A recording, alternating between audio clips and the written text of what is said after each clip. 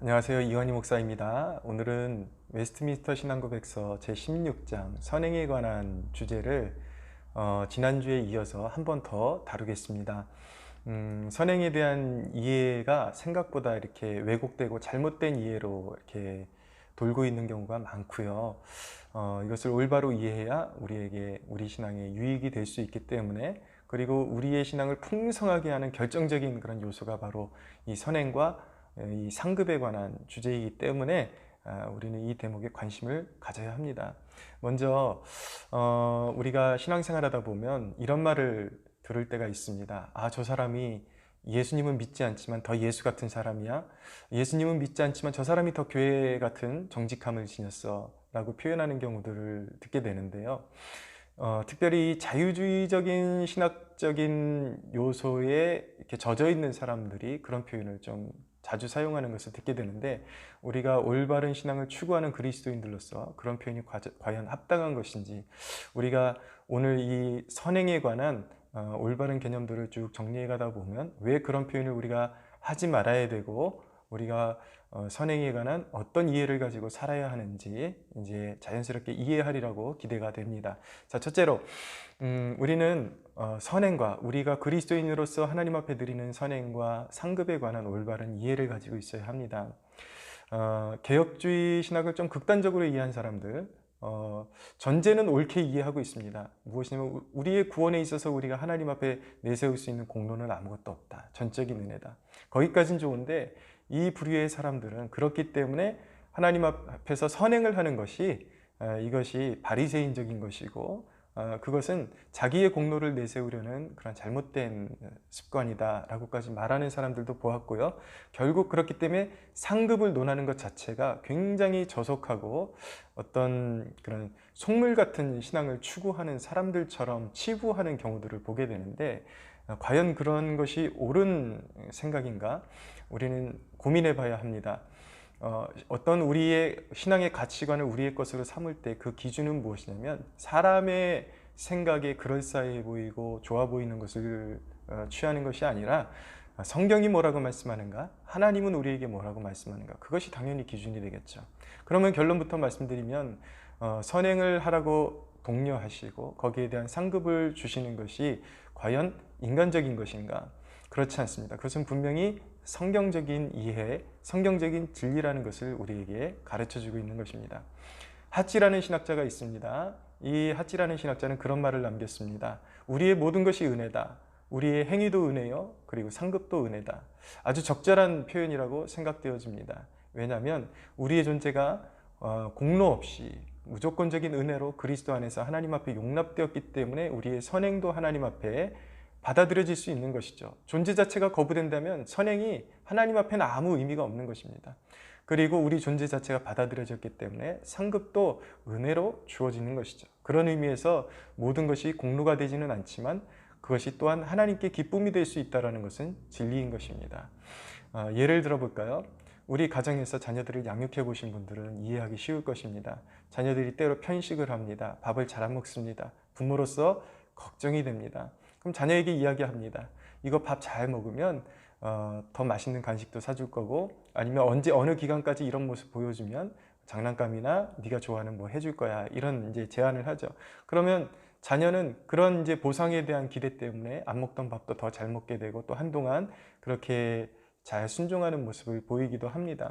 그것이 자녀가 부모에게 내세울 수 있는 어떤 공로적인 요소가 될 수는 없지만, 그 자신에게 필요한 것이지만, 그렇지만 부모로서 그 자녀가 그만큼이라도 순종한 것에 대해서 보상해 주는 것이 그 자녀를 더욱더 발전시킬 수 있는 길을 열어주는 것이고, 그리고 그 부모에게 순종한 것에 대한 보람을 느낄 수 있는 그런 길을 열어주는 행동이라는 것을 우리는 알게 되는 것입니다. 그래서 자녀들로 하여금 우리 부모에게 순종하면 이렇게 좋은 일이 생기는구나, 거역하는 것보다 항상 순종하는 것이 더 좋은 일이구나, 이것을 알게 되는 것이죠. 하나님께서 우리를 다루시는 방법도 그와 같다라는 것입니다. 하나님은 우리를 격려해 주셔서 더 온전히 하나님을 섬기는 일을 기뻐할 수 있도록 독려해 주시고, 특별히 그 상급을 베푸시는 하나님을 의식함으로 말미암아 우리의 삶의 선한 것들이 다 빛들에 빛들의 근원 되시는 우리 하나님 아버지께로부터 온다라는 것을 인식하면서 절대적으로 하나님 앞에 순종하는 법을 배워가는 것입니다. 여러분, 그런데 선행이 좋죠. 우리가 그리스도인으로서 누군가를 섬기고 봉사하고 어느 단체를 섬기는 거 좋습니다. 그러나 선행의 동기, 그 태도가 그릇돼 버리면 그것이 오히려 좋은 열매로 드러나기보다 독이 될 수도 있다라는 것을 이해하고 섬기는 것도 참 중요합니다. 이제는 제가 시간이 좀 오래 이제 지났기 때문에 좀 이제 말씀드릴 수가 있는데요. 이런 경험이 있었습니다. 과거 지하 예배당 시절에 우리가 정말 너무 어려운 시기를 보내고 있을 때에 한 고마운 분이 오셨어요. 외부교회 성도님이신데 나중에 알고 보니까 뭐 그 교회 전도사라는 이야기도 있고 그런 이야기를 듣게 되는데, 오셔가지고 그렇게 고맙게 섬겨주시는 거예요. 어느 날은 제가 이렇게 자리를 비우고 교회를 들어오면은 갑자기 없던 꽃이 강단에 이렇게 있고 매주 새로운 꽃으로 이렇게 단장이 돼 있어서 너무 의아해가지고 혹시 아까 말씀드렸던 그 성도님한테 이거 해놨냐 그랬더니 본인은 아니라고 하는 거예요. 누가 도대체 이렇게 산타클로스 같은 이런 행동을 하는 것일까 참 궁금했는데, 나중에 제가 우연히 밖에서 볼일 보고 이제 평소랑 다른 시간대에 이제 교회를 들어갔더니, 예배당에 들어갔더니 바로 그분이 꽃을 단장하고 있었습니다. 이렇게 되게 감동이 되죠. 이렇게 몰래 섬겨주시는 것 얼마나 좋습니까? 그리고 그분이 우리 교회의 부흥을 위해서도 같이 기도의 미랄이 되어 주시겠다고 하시고, 자기 교회 섬기는 시간 빼놓고는 우리 교회에 와서 정말 이렇게 섬겨주시고, 그리고 전도 활동도 같이 나가고. 근데 문제는 여기에 있었습니다. 이제 저희 부부와 그분이 이렇게 세 명이 같이 전도를 나가는데, 저는 이제 주로 이제 혼자 다니면서 전도를 하고, 아내와 그분이 짝을 이루어서 전도를 하는데, 그 전도가 마치고 난 그날에 저희 아내가 와가지고 그렇게 자꾸 우는 거예요. 왜 그런가 이제 알아보니까, 이분하고 같이 나가기만 하면 이분이 그렇게 이렇게 판단을 잘한다라는 것입니다. 뭐냐면 이 교회가 이렇게 성장하지 않는 것은 이 목회자의 어떤 숨겨진 죄가 있기 때문이고, 회개하지 않은 죄가 있기 때문이다. 이를 비롯해 가지고 자꾸 어떤 목회자의 어떤 치부를 드러내려고 하는 그런 모습들, 안 좋은 이야기들을 자꾸 꺼내면서 이렇게 가르치려고 하는 모습들, 이런 이야기들을 자꾸 듣다 보니까 고맙기도 하면서 갔다 오면 마음이 안 그래도 너무 이 하루하루를 이렇게 연단을 견뎌내가는 것이 너무 힘든데, 또 옆에서 계속 이렇게 직접적으로 이렇게 판단하고 정죄하는 그런 이야기들을 듣고 와가지고 만나기만 하고 그날 이제 전도하고 들어오기만 하면은 자주자주 우는 거예요. 그래서 안 되겠다. 우리가 그 당시만 해도 그렇게 그런 분까지 품어줄 수 있는 그런 마음의 어떤 이렇게 품이 아직은 이렇게 없었습니다. 마음의 여유가 없어가지고 이제 그분 불러다가 그 부분에 대해서는 이야기하지 않고, 우리 교회는 우리 교회가 자체적으로 그냥 이렇게 헤쳐나가는 것이 좋겠습니다. 본인 교회도 해야 될 일도 많을 텐데 이제는 돌아가시는 것이 좋겠습니다. 그리고 이제 보내게 되었죠. 그 일로 인해서 좀 복합적으로 이렇게 오는 문제들이 있었습니다. 또 그분하고 연결된, 또 저와도 이렇게 알고 지내는 사람들과의 관계 속에서 또 그분은 또 가서 그렇게 이야기하지 않겠습니까? 기껏 그렇게 헌신하고 자기가 자기 물질하고 시간하고 다 털어가지고 했는데 거기 목회자 부부라는 사람들이 자기를 이렇게 면박하고 이렇게 쫓아냈다라는 식으로 이야기했겠죠. 그러니까 이제 거기서 오는 또 여파 때문에 또 좋은 관계들이 깨지기도 하고 이런 아픔을 이제 겪기도 했습니다. 말씀드리고 싶은 것은, 섬길 때에 남을 낮은 존재로 여기고 어떤 판단하는 그런 근거로 삼을 때에 그것은 정말 열매 맺는 섬김이 아니라 어떤 그것은 공로주의에 입각한 잘못된 섬김의 태도라는 것. 그런 섬김의 태도로 섬기면 기껏해서 모든 것을 내어주고 섬길지라도 거기서는 좋은 열매가 맺혀지는 것이 아니라 한과 눈물과 그리고 썩은 열매들이 나타날 수밖에 없다라는 것을 꼭 기억해야 하는 것입니다. 그래서 사도 바울도 로마서 16장에 보면은 이제 연보를 모아가지고 예루살렘 교회를 돕기 위해서 올라가는데 로마 교회 성도들에게 뭐라 그러냐면 이 예물이 예루살렘 교회 성도들에게 받음직한 것들이 될 수 있게 해달라고 기도해달라 이렇게 중보를 요청하거든요. 그러니까 사도 바울은 섬기면서도 그것이 상대방의 마음에 어떤 걸림이 되지 않도록 그렇게 조심스럽게 섬겼다라는 것, 이것이 바로 올바른 선행의 조건이다라는 것을 우리가 깨달을 필요가 있습니다. 그러면 두 번째로 우리가 생각해 봐야 되는 주제는 무엇이냐면 거듭나지 못한 사람들의 선행에 대해서 우리가 생각해 봐야 합니다. 거듭나지 못한 사람들도 어떤 면에서는 굉장히 선함이 있고 또 어떤 면에서는 믿는 자들보다 더 도덕적으로 보이기까지 한 사람들이 있는데 이것을 과연 하나님은 선행이라고 받아들여 주실까라는 질문을 우리는 던져봐야 되겠죠. 여러분, 선행에 대한 올바른 개념은 이 16장 1항에서 고백하고 있는 것처럼 오직 하나님의 그 거룩하신 말씀으로 명령하신 것들만이 하나님이 인정하신 선행이다라고 말씀하고 있습니다. 우리는 그것을 선행이라고 받아들이는 것이죠. 하나님께 영광을 돌리지 않는 그 어떤 것도 다 죄가 된다라는 것을 우리는 고백하는 것입니다. 관역이 벗어난다 그러죠. 죄라는 뜻은 하마르티아, 관역에서 벗어났다는 뜻이거든요. 하나님이 우리에게 부여하신 목적에서 벗어나는 것은 다 죄인데 어떤 사람이 하나님을 거부하고 하나님의 존재를 인정하지 않으면서 십자가에 못 박히신 예수 그리스도를 인정하지 않으면서 행동하는 선처럼 보이는 것들은 사실은 자기 영광을 위한 것이고 인간의 완고함에서 나오는 것이기 때문에 하나님 앞에서는 죄악되다라는 것을 우리는 고백하는 것입니다. 그러면 이런 질문을 던져볼 수가 있겠죠.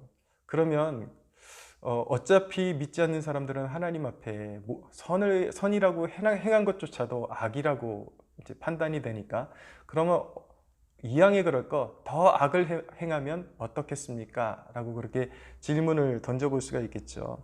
그러나 여러분, 구원론적인 입장에서 인간이 하나님 앞에 하나님을 외면하고 인정하지 않는 상태에서 내미는 그 모든 선이라고 하는 것이 악이 될 수밖에 없지만 그러나 이런 또 원리가 있습니다. 하나님께서 보편적으로 이 세상에서 이제 이 세상을 지탱하시기 위해서 보편적인 섭리 안에서 일반적인 섭리 안에서 이 세상을 지탱시키는 원리로서 요구하시는 선이 있다라는 것입니다.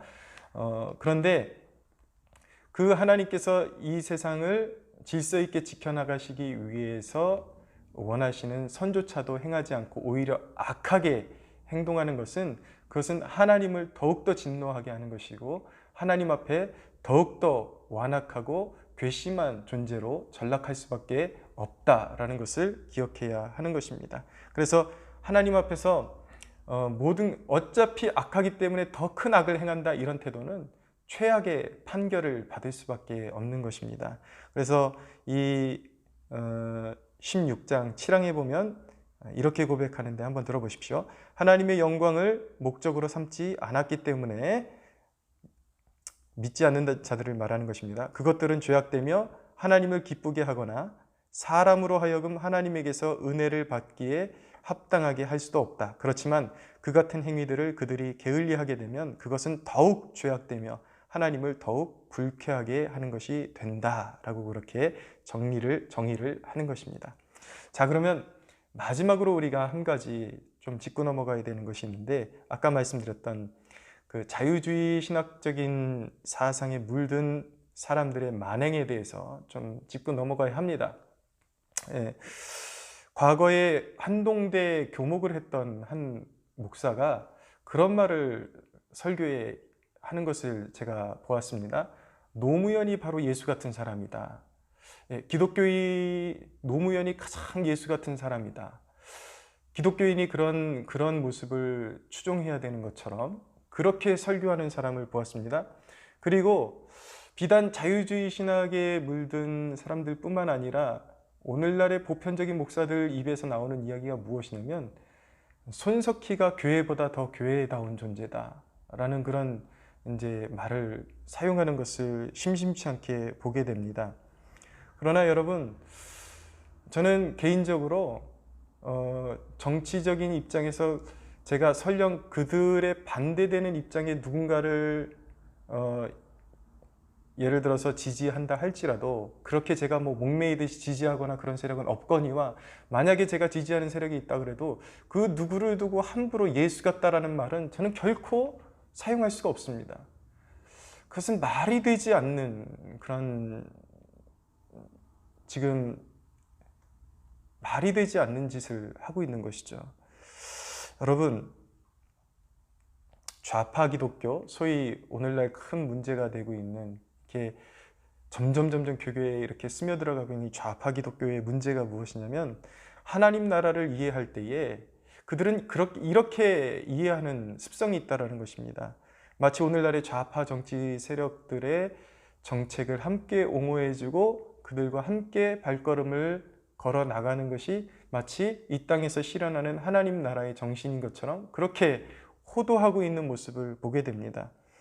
그러나 여러분, 이단만이 이단이 아닙니다. 그런 사상과 그런 태도 자체가 매우 이단적이라는 것을 우리가 알아야겠습니다.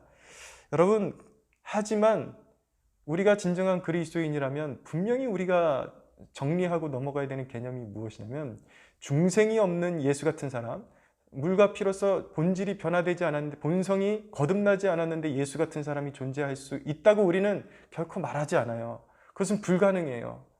중생하지 않은 사람이 교회 같을 수가 없는 것입니다. 여러분, 예수 같은 사람은, 예수 닮은 사람은 철저하게 중생을 통해서 태어나는 것입니다.